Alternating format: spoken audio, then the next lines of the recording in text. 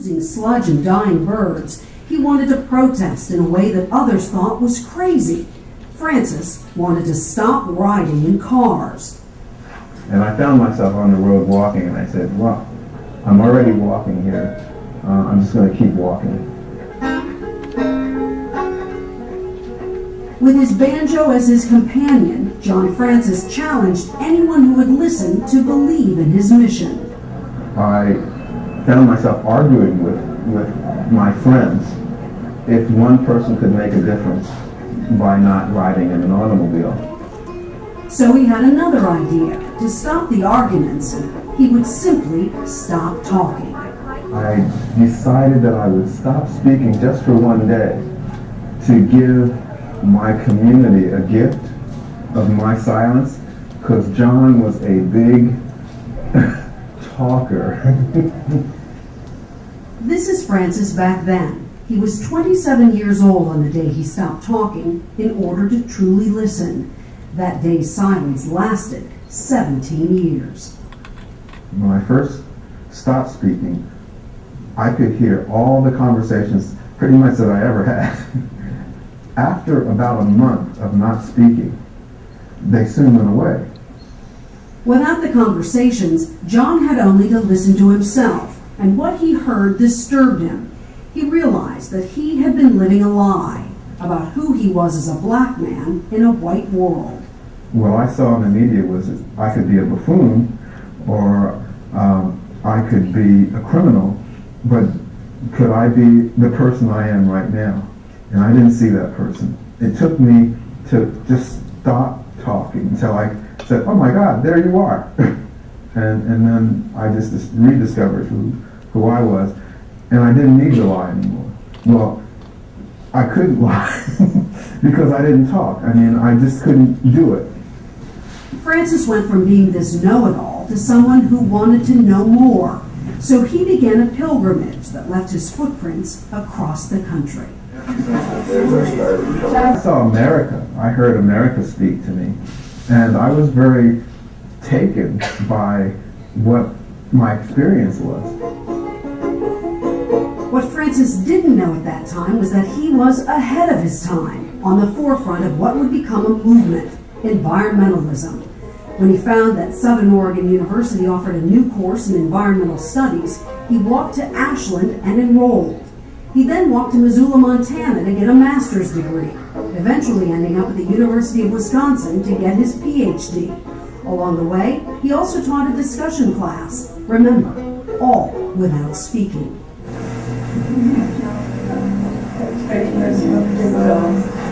Sometimes I would make these signs like so. And my class would sit around, they go, what's he saying? What's he saying? No, I think he's talking about clear cutting. No, that's not clear cutting. He was using a handsaw, and he wouldn't clear cut with it. You can clear cut with a handsaw. I think he's talking about selective forestry.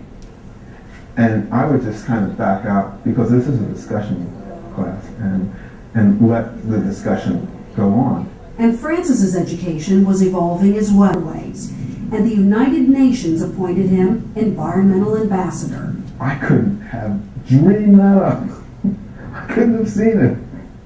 When people said, one person can't make a difference, I have to say there were doubts sometimes, as I'm walking, and I am alone, and I am just a black man with a banjo walking across America. I think we just make that commitment to make the journey.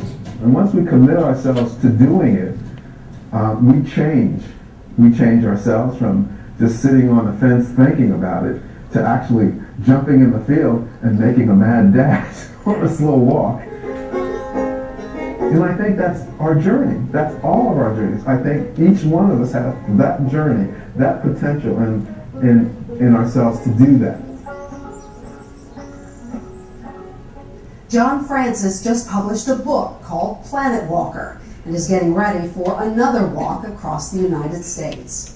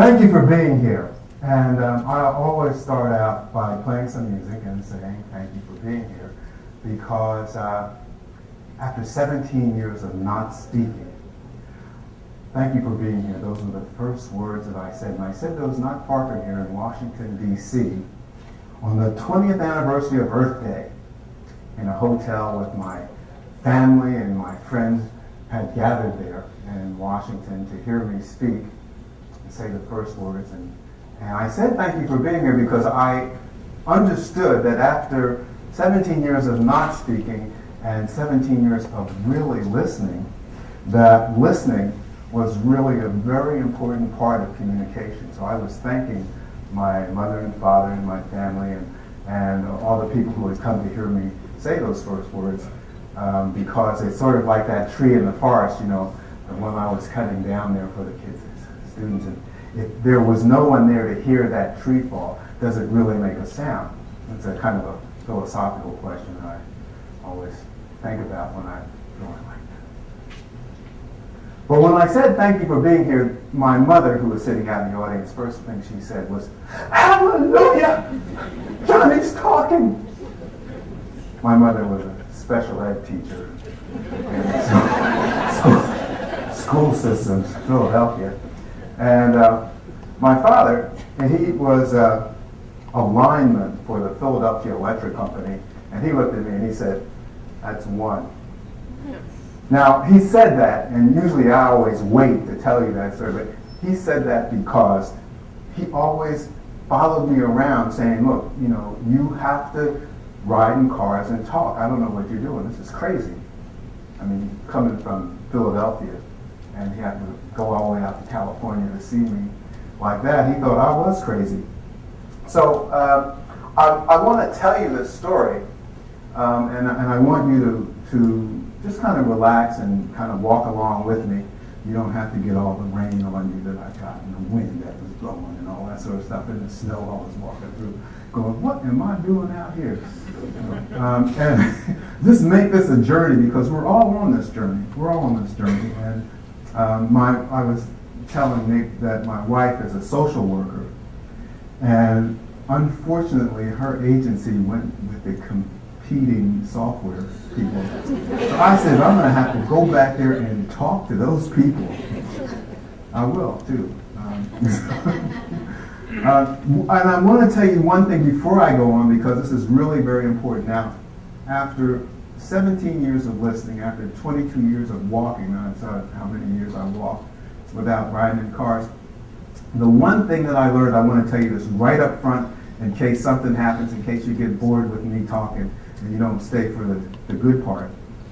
The one thing I learned was that, and I said so in the video, that environment is not just about trees and loss of species and pollution and all those things that I thought what we traditionally think of environment is about. And the environment is also about people, because if people are part of the environment, then how we treat each other is our first opportunity to treat the environment well, with respect, with cooperation, love, all those things that we want to see happen in the physical environment.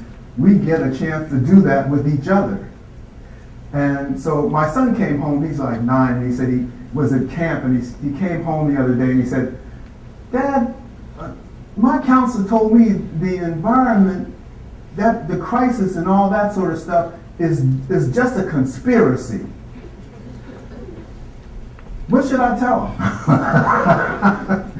Well, so he asked me that, and I started talking about, we are the environment, Sam, and how we treat each other is the way it's going to manifest in the environment. That's what's going on. So you tell your friend, look around you, look at the world, and look and see how we're treating each other. And how we're treating each other is not very nice. We oppress people, we oppress ourselves, we exploit ourselves, we do all kinds of things. We're killing ourselves in wars. You tell him that he can look around you and he can see all those things. And that's the environment. My wife said to me, "John, can you just tell him something simple?" I said, "No, I want to tell him the truth." That is the truth. So I want to take you on this journey, but I want you to know that I'm with you. You're doing good stuff. You know, my wife, I gotta say that because she's one of you. So you're doing good stuff, honey. And that's really where it is how we treat each other. That's what it's about. That's the environment. Now, when I first said those words, thank you for being here, I hadn't heard myself speak in 17 years. So I really didn't recognize myself. So I said, thank you for being here, and I went, who was saying what I was thinking? Oh, that's me. That's what I sound like. That's how it works. So I kind of chuckled, you know. I kind of turned back around, and my dad was sitting there. He goes, yeah, look at him. He really is crazy. Well, what happened to me was back in 1971, big oil spill. Oil all over. I had never seen anything like it in my life, and it's very ironic that it's happening again. And it happens again, and as long as we use oil, we're going to spill it, we're going to have accidents. That's just how it is. And I often say, thank God it wasn't a nuclear reactor, because we would be talking about maybe, you know, thousands of years instead of hundreds of years that things come back, if they come back. But this spill, I had to go down and see for myself. I had never seen an environmental disaster or anything. In California, it was only 800,000 gallons. That's not much. It's not even a million. And so I took my girlfriend down, Jean. We went driving to go see the oil spill. Ain't that right, baby? That's right, honey. Jean didn't talk that way. That's what we call a theatrical device. See, that's how I want you to get confused. We are in California, see. Honey, you see the spill? No, I don't see it. It's very foggy. We can't actually see it. But what we can do is we can smell it. And I mean, I'll tell you, it's just a whole nother thing. And I heard on the news about the BP spill and what somebody said the smell was like. And I said, yeah, that's it.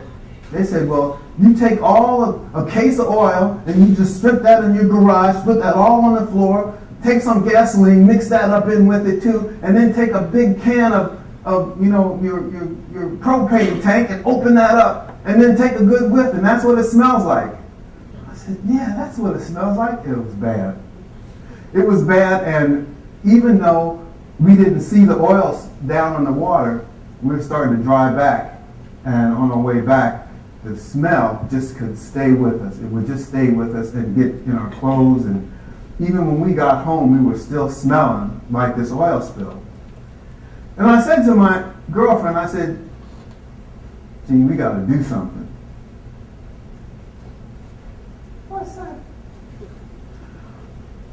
I said, you know, we have to get out of our cars and we got to start walking. Because look, we're driving this car, and this car is really representative of what's going on. She looked at me and she said, that's nice. She said, we can't do that, John. And she said we can't do that because we don't have any, and I use this sign a lot, we don't have any money. Somebody thought that was funny. We don't have any money. She said, if we do this and we don't have any money, see, people are going to look at us and they're going to say, look at those hippies. They're walking, they don't even have enough money for a car to take a bus, anything.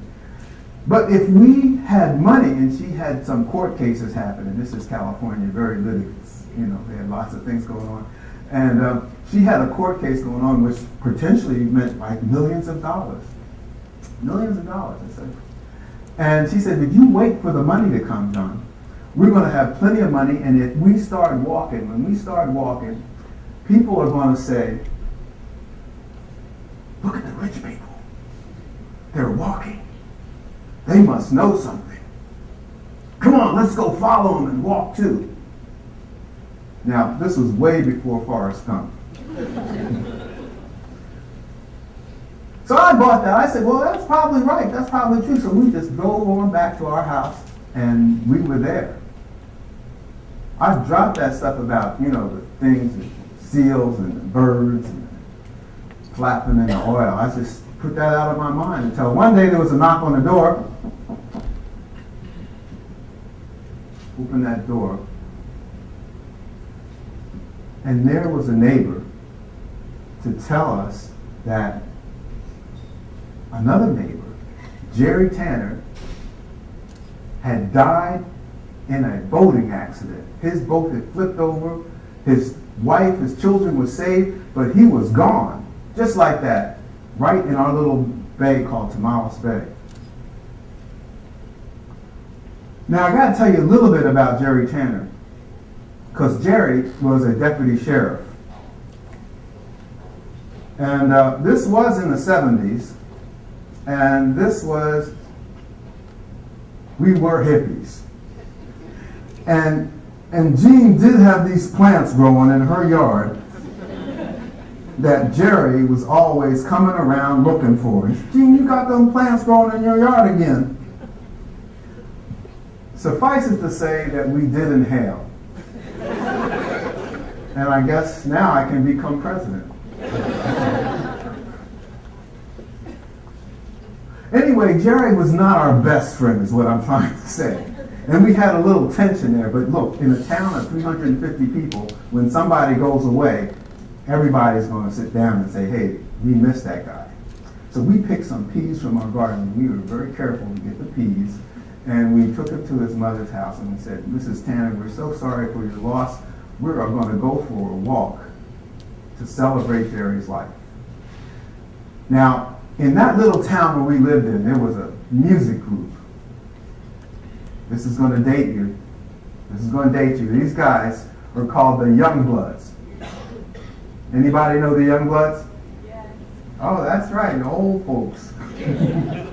All the old folks know. And everybody knows, but because they had this big hit called, come on people now, smile on your brother, everybody get together, gotta love one another. I can't sing any more of that, else I have to pay residuals.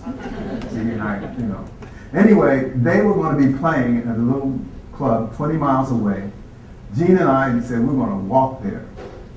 So we left at about 4 o'clock in the afternoon with our little day packs, walking 20 miles to go hear the Youngbloods and dance. We wanted to dance. That's going to celebrate Jerry's life. I mean, who here has walked 20 miles? Whoa! All right. That's good. Even the old folks. That's good. Because then you know that if you leave at 4 o'clock in the afternoon to walk 20 miles anywhere, by the time you get there, whatever you're going there to get to see it ain't happening anymore. We made it just as they were singing their last song. Come on, people. And they said, John and Jean, oh my God, you guys walked all that way. Incredible. Listen, come on, get in the car. We'll drive you home. And we said, no. Not after we walk this way. We're going to savor this. We're going to walk back. So we slept by this little tree. Well, it was kind of a big tree, but we slept by that tree. And in the morning, we decided we should go rest up at the Holiday Inn by the pool, right? There's no need to suffer doing this. And so we spent a couple of days sitting by the pool, resting up, and before we were going to walk back, and so we decided we're walking back now. It was on the walk back that I started thinking about our friend Jerry. Now, Jerry was a deputy sheriff, had a great job, had a beautiful house with a white picket fence around it. He had a wonderful family. He had 2 little kids and a beautiful wife. And it's about my age. He was about 26, 27 years old. And just like that, one day he was gone. And I started thinking, I said, well, if I don't do what I want to do right now, there's no guarantee that I'm going to be here tomorrow. Because up until that time, I just thought that, hey, we're going, man. We're hippies. We're new age. Everything's happening. But Jerry made me understand that we only have this moment, this right now moment. And so I decided right then that I wanted to walk. And so that's what I was going to do. I was just going to keep walking. And I said to Gene, Gene, listen, remember the walking story? I told you we should get out of the cars and start walking. I'm going to keep walking. Gene said, bye. She wasn't that cold. No, Jean said that she would walk with me, except that she had lots of things to do, that she had to drive, and she was going to get us a lot of money, and don't worry. I just kept walking on. And I had to call my mom and my dad to let them know back in Philadelphia, because here I am out in California. And so I did. I called my mom one day. Hey, Mom. Johnny. Yeah. Oh no, I'm fine. I'm really happy too. I'm really happy. I just want you to know that I have given up riding motorized vehicles. Cars. I mean, I've stopped riding cars for the environment. Oil spills. My dad wants to know why I didn't do this when I was 16. I didn't know about the environment then. Tell him. The environment, Mom. You know, like she says it hasn't gotten to Philadelphia yet. It's a California thing. But I am happy. I want to tell you, I'm really happy, Mom. Yeah, I know. I guess I'd have to walk. Yeah. Okay. Thanks, Mom. My mother said if I was really happy, I wouldn't have to say so. Mothers are like that. They say things like that. And in my town where I was walking, I mean, people have seen me. This is a very small town, about 350 people, like I said. So anything you do, everybody knows what it is once you do it, even before you do it sometimes. And so they saw me walking up and down the road, and people started saying, yeah, you know, that John Francis, he gave up riding in cars. He's just trying to make us feel bad, look bad, at least doing something. It's not good. We would argue. I started arguing with people all the time about this. They said, what is that? You know, John, what are you doing? I'm saying, like, you know, hey, man, I'm walking for the environment. I have a chip on my shoulder, I'm sure. And they said to me, they said, John, you know, the only thing you're going to make a difference in is meaning more gas for us. That's all. Which kind of put me on, you know, I'm ready. You sure? And I didn't do that. I just felt that way. So I decided on my 27th birthday, I had been walking for a while now. People were looking at me and waving and going, zipping by and everything. On my 27th birthday, I decided I'm going to do something different. Now, I had been reading The Hobbit. Now, I don't know how many of y'all have read The Hobbit, but you know about hobbits, right? Little furry feet. Yeah, Middle Earth. Okay, that's it, those guys. And Bilbo Baggins was one of them. But I've been reading The Hobbit, and hobbits on their birthday, they don't get presents. They have to give presents. And I thought, wow, I'm going to give my community a present. I am not going to speak for one day. That's a gift to my community, see? And so on my birthday, I wake up and I don't say nothing. And my community, yay! Thank you, John! Thank you! Hey, go for two! Go for two! And you know, they were very happy with that gift. I was as well. Because I realized when I stopped talking that I had not been listening. What I would do was I would just listen just enough to think I knew what you were going to say. And then I would stop listening and start thinking what I'm going to say back to you to show you how smart I am, or that I know better, or that I could say that in a much nicer way. Meanwhile, not listening, I just cut communication off. And it didn't really matter what you said because I was already invested in saying what I was thinking I was going to say.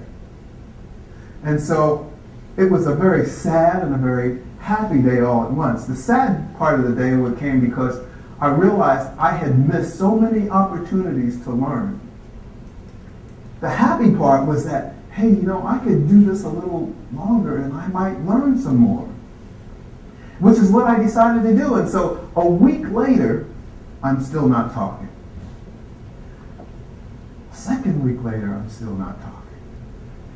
And I have to tell you, the people in my town started to worry. Because this is in the 70s. There are those plants that come up out of the ground. People do partake of them and think different things. And one thing that they started thinking was, besides John was just really crazy, was, oh my God, this is a sign. The end of the world. No, this is the Aquarian age, man. No, he really is just crazy. Meanwhile, I better write my parents. It's good to have parents, because you can do things like this to them. I wrote my mother to tell her that I'm not talking, because I call them up every week to let them know how happy I am. Airmail. Your dad will be on the next plane. I guess they don't get the not talking deal. And back in Philadelphia, what's happening, my friends are, asking my mother, have you seen Johnny? No, Johnny doesn't come out to see us because he doesn't ride in planes or cars or anything like that. He only walks. You go, oh, okay. Well, you've talked to him, right? We stopped getting phone calls from him because, John has taken a vow of silence with Java. Come on. He's in prison, right?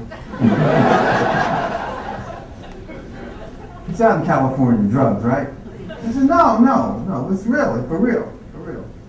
They had to do something quite extraordinary to get my friends and my neighbors and my family to really understand what I was doing. And that was to get in a plane, and they did this because they had these little travel clubs that they would get on. They'd buy a block of tickets, and they'd fly somewhere, and they'd go tour. Well, they were going to come out to California. That was later. Meanwhile, here I am in town. I'm not riding in cars. I don't talk. People are really starting to get concerned. I mean, I'm even getting concerned. Because as I'm doing this, I'm going, what are you doing, John? What is this?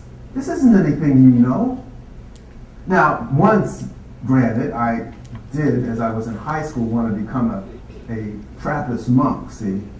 They do take a vow of silence. And I didn't know that at the time. But I really liked the robes. Really cool robes. And then they told me, they said, they don't speak. And I said, I don't think so. And so it was really funny to find myself 10 years later walking around in San Francisco, California, and Point Reyes, not speaking. And decided I'd pick up a banjo to learn how to play that. Well, it was going to take a while, they said. My dad finally came out first, and he looked at me. Gene picked him up. They were driving along, saw me on the road. He said, come on, son, get in the car. And I just said, and I could see how sad it was because this was something that was outside of his realm, his experience. And seeing my dad like that, it was outside of my realm, my experience. And so it was kind of difficult. It was a difficult moment. I was so happy to see him, and at the same time, I was so sad that we couldn't touch the way that we had. I followed him to a motel and we started writing notes. It's probably a really good thing because it was the first time that we really communicated, him wanting to know exactly what I was doing and me having the opportunity to write it down, it was kind of funny. He looked at me and he goes, "Oh, come on, you can talk to me now. What's a scam?"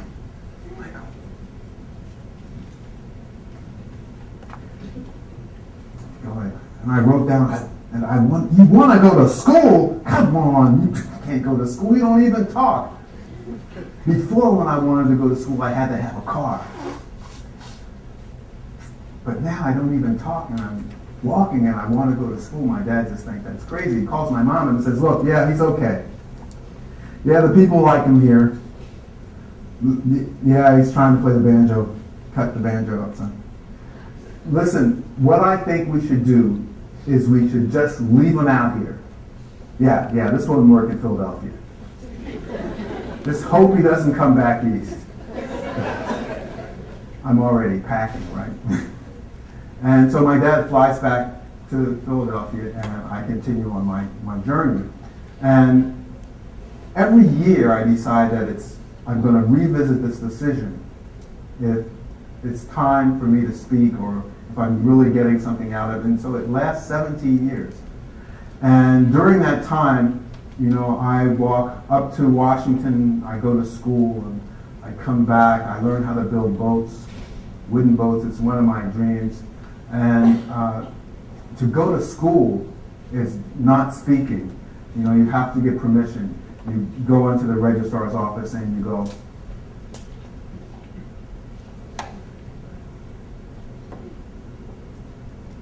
and the registrar goes, "You want to go to school here, right?"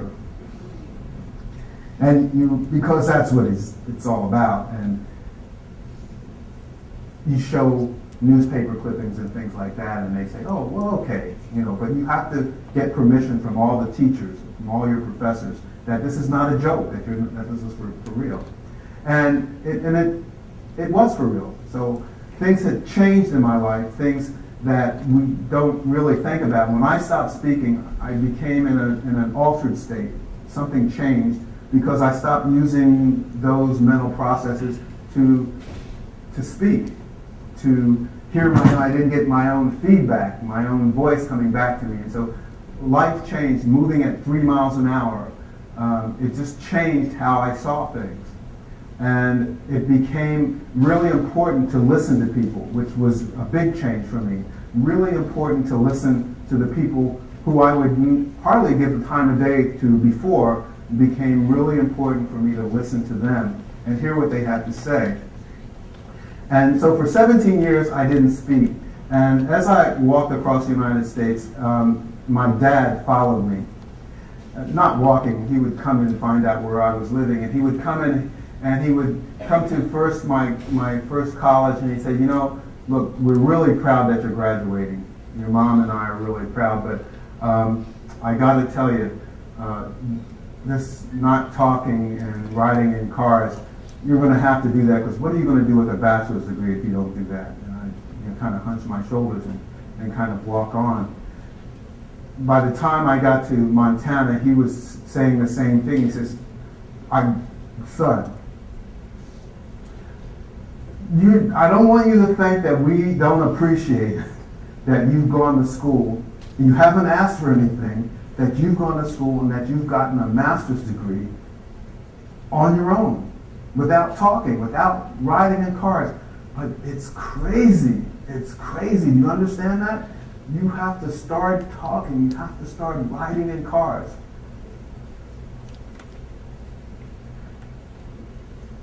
That was right up until I walked all the way to Watertown, South Dakota. Walked to Watertown, South Dakota, and there I was working as a printer, learning how to print, and volunteering for the Peace and Justice Center. And I was ready to walk on. I had written and made application to the University of Wisconsin in Madison, and I'd received a letter saying, "Yes, we would like you to come, and we could support you." So my dad came out to Watertown, and I showed him the letter, and he said, "Looks like they want to give you money." And that was a really good thing, because I would give that to my dad, and he would look at that, and he said that they were going to give me money.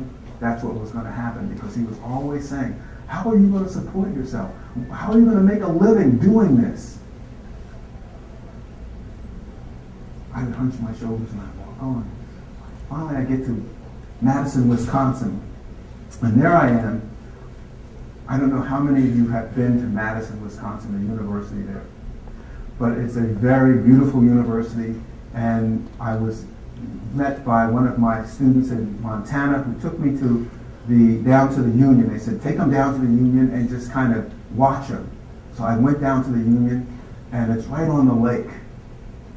And there were sailboats sailing back and forth. People were swimming. Co-eds were jumping around in bikinis. They were drinking beer on the table and wine. And I was like, oh my God, this is the place of the devil. Don't bring me down here. This is the Union? Well, we had to get special permission from the president of the college to have any kind of alcoholic beverage at all on our campus for any special event in Montana. And here I am in Wisconsin, and I remembered back when I was a young man, someone said, we gotta go to Madison, John, come on, it's like the Berkeley of the Midwest. And I said, no. Oh, it was kind of very, very different. And I said I'd never go down there while I went to school, but that changed. I did. I went back down there. I started studying at Wisconsin, and they gave me a fellowship. Well, I want to explain just a little bit about getting the money, because see, I didn't have any money to go to school. How do I go to school without money? The first thing that happened in Montana, when I got to Montana, they were waiting for me. I told them I would be there in about 2 years, because I was walking, and they thought that was pretty funny. But at 2 years, I showed up there, and there I am on the steps of Jeanette Rankin Hall. You know Jeanette Rankin? Yeah, she was the first woman congressperson who voted against 2 wars in the Congress. And she was there, and well, this was her building. So I kind of felt like that. And it was the social studies building and social science building. And Tom Roy, the president of the director of our program, walks up to me and he says, "You must be John Francis." Well, I got a banjo in a backpack, and I'm not saying anything. And he says, "Well, you're just in time for school. Tomorrow's the last day to register. We had to start this whole process over because you only get 2 years to keep your application open." And so there I am, standing there, and I go, "You know this sign, remember that?" He says, "Don't worry about that. Come back tomorrow." Now, I was there early, and I'm there early, and I go back, and he says, "Here is $150. I want you to go register for 1 credit. Reading and conference. You're going to South America, right? Rivers and lakes, hydrological systems of South America." I go register for 1 credit, reading and conference. I come back, he says, "Now we can give you a key. You can have an office. You can use the library, and we'll figure out everything else later." What they figured out was they talked to all the professors. They said, "Listen, John doesn't," and he said, "we want him to go to this school, so what we're going to do is, will you let him take your class? Let him take your classes and just keep his grade. And when we figure out how to get the money, we'll register for the class, and then you can just give him the grade that he got." Not the way they do college. No. And I mean, that's called people are really bending over to help you get to do. I did not know that was going to happen. And I'm saying this is the kind of thing that as you go on your journey, you're just not going to know things are going to happen, but things are going to happen that are going to go open things up for you. So here I am now at Wisconsin. I have a master's degree. I'm trying to get a Ph.D. I don't have. They say you've got to go up there and talk to the dean, and we have put you in for a fellowship. And it turns out that they don't want to give this guy who doesn't talk a fellowship. He walks everywhere because they're, a fellowship. They're going to make him a fellow for. Well, I walked up there and I'm waiting out at the dean's office, and the dean walks up and walks into his office, and they say, "Just a minute, you can go in." I wait, and a few minutes later, I'm ushered into his office. I sit down, and the dean looks at me and he goes, "So, how did you get here?" And he kind of smiles. He goes, "Oh, so you walk, yeah?" And says, "So what do you do when you walk? How do you eat? How do you sleep?"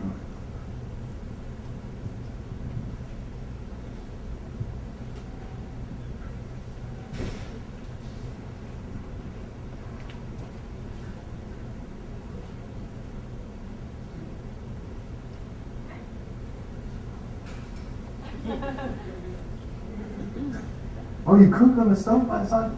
Where do you sleep?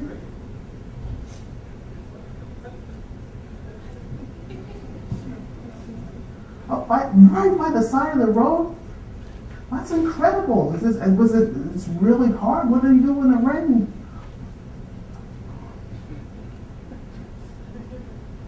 Oh, that's, just a minute. He looks out. There's silence in the outer office. All the secretaries, all the assistants are out there like this.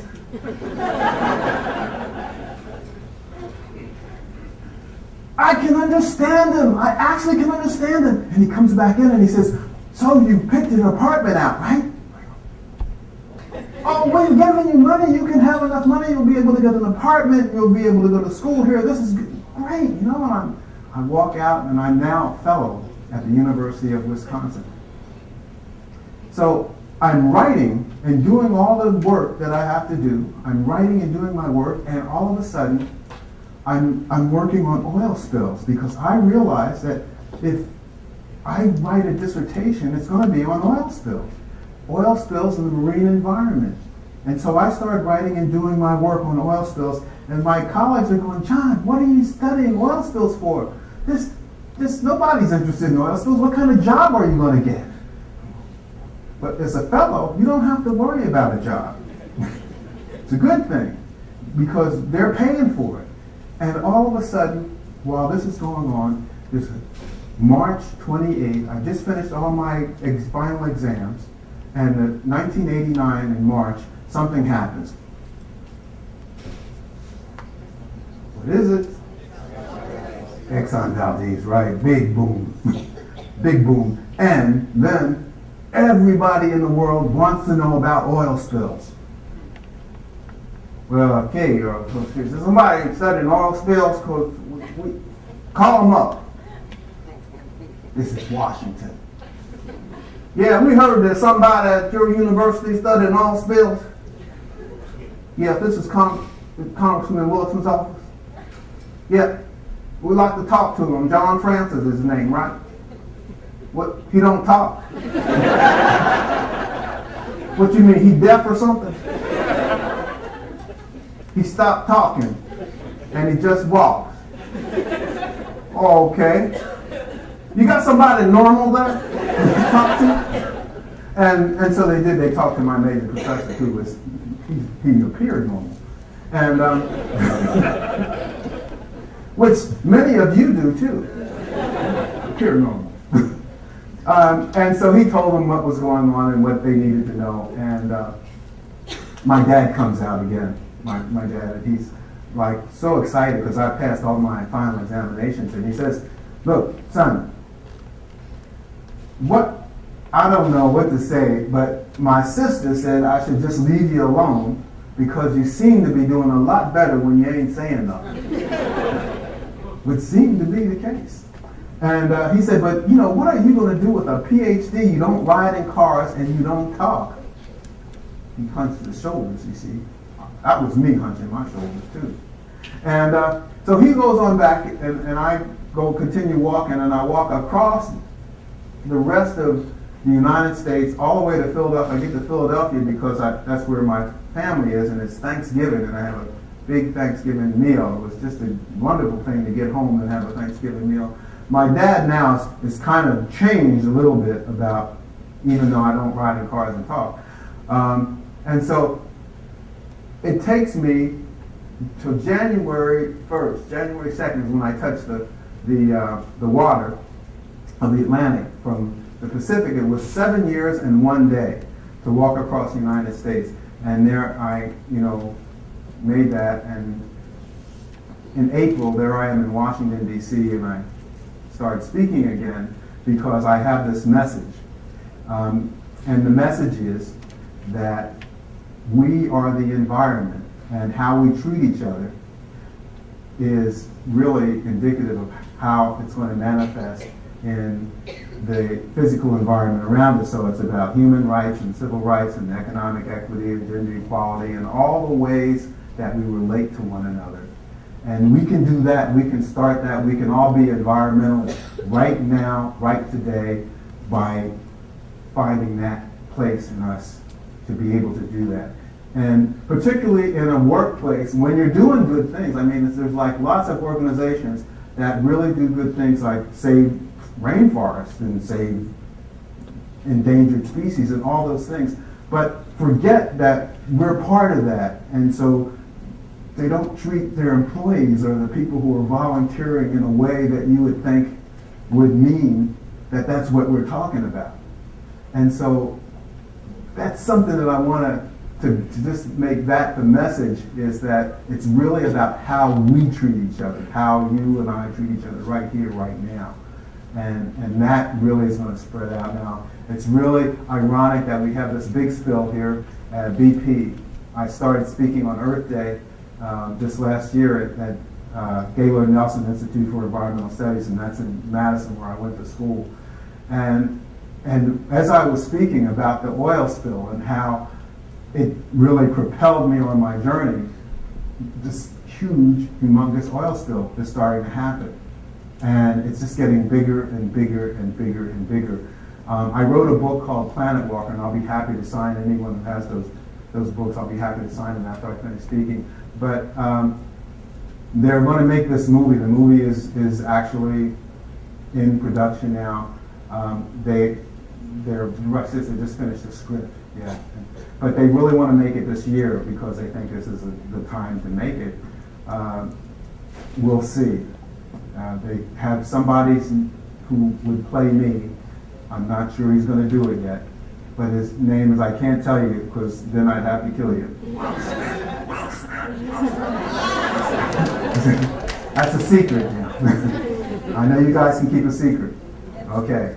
But I just want to end this journey by saying I did walk to South America. I walked the length of South America. On my way, I realized that I was going to start using motorized vehicles because I went to a prison area called El Dorado. It's a very infamous prison. And I felt that I was a prisoner as I was walking through this prison area, and the guard at the gate pulled the M16 on me and asked me for my passport. And I was pretending to myself that I was in disguise and I was going to see if I could get out of prison. And I was a Dr. Francis, a UN ambassador walking around the world. And that was my disguise. So when the guy put the gun to me and he says, "Pasaporte, pasaporte," I said, "No necesita pasaporte para mí." I don't need a passport. It's in the back of my pack. And anyway, I'm Dr. Francis, I'm a UN ambassador, I'm walking around the world. Now, why this guy did not shoot me, I am not sure. I said, if you don't believe me, you can go ask the Comandante Jesus back there, who I spent the evening with. And he just looked at me, and I walked on. And as I walked around the bend, and I said, I am free, I am free, I am free at last. And then I realized what I did, and I was like going, what were you doing? What are you thinking about? And then I realized that I was in prison. That I was in prison, and the prison was that I didn't use motorized vehicles. I had no clue that I was going to be a Ph.D. I was going to be a UN Goodwill Ambassador, and that I was leaving my parents for the rest of their lives. When it hit me that that's what was going on, I said, I'm going to have to change. I'm going to have to change to let myself out of who I am to become the person I'm becoming. And that's something that I think we all have to do when we are on our journey.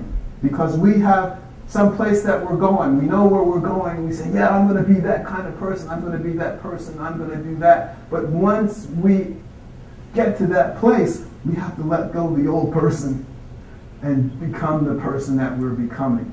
And so that's what I did in Venezuela. I realized that, and I said, when I get to Brazil, it was still weeks away.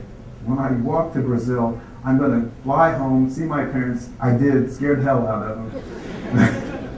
And that's another story I can't tell though now. But I did scare them, but they were so happy, and it really made me happy. And then I flew back to Brazil and continued walking, and then I would do that. And I would go, and I fly all over the world now and speak and do work all over the world. in the process of writing another book about silence called The Ragged Edge of Silence, Finding Peace in a Noisy World. And I'm really happy to be here because of all of you and the work that you are doing. It is about how we treat each other, and it is about taking care of each other, because you can really understand about a society by looking at how we take care of the people who are less fortunate or unable to take care of themselves.